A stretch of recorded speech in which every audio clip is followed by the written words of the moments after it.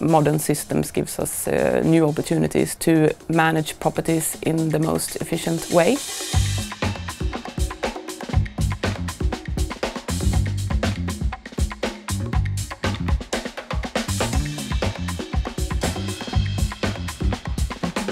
In the field of property services, we see three main trends right now. One is working with data-driven maintenance, using more sensors and more modern systems to be able to work more predictively, proactively, and also connecting data on an asset level to be more spot on. Another trend we see is, of course, sustainability. Energy savings, very high demand for projects and optimization within that area. But we also see an increased interest for sustainable property services, working with circularity, for example, reusing, repairing instead of replacing. And then we also, of course, have the well-being of the people in the properties, working with ventilation, heating, lighting. Modern systems gives us new opportunities to optimize. Last but not least, we have battle for competence. Maybe not a new trend, but still very relevant. We need to have the best people being in top of new technologies to be able to manage properties in the most efficient way. So that's still an important trend.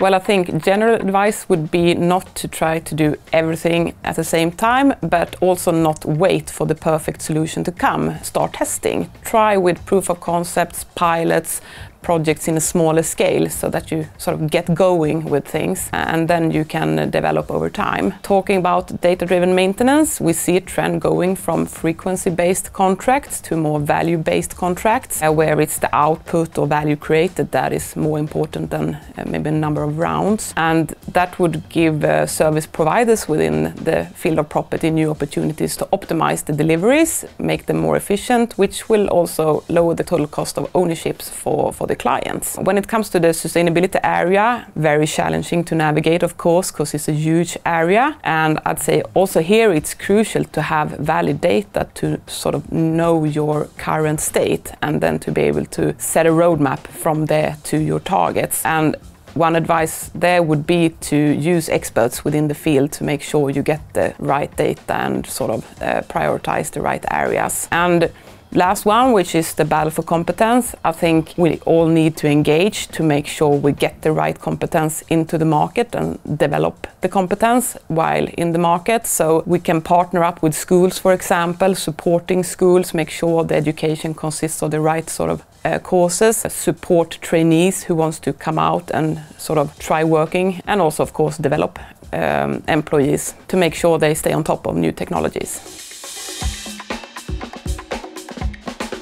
Well, from a personal point of view, I think it's really exciting and gives meaning to be within an area where we can make a difference on the environment. The property sector stands for a fairly large share of CO2 emissions, and by using new technologies, establishing new ways of working, we can actually make a difference here. Another thing that gives me energy is the thought of optimizing by using data. I like the thought of creating the perfect delivery, and by that also lowering the cost for our clients. So the whole trend with data-driven maintenance I find very interesting and inspiring.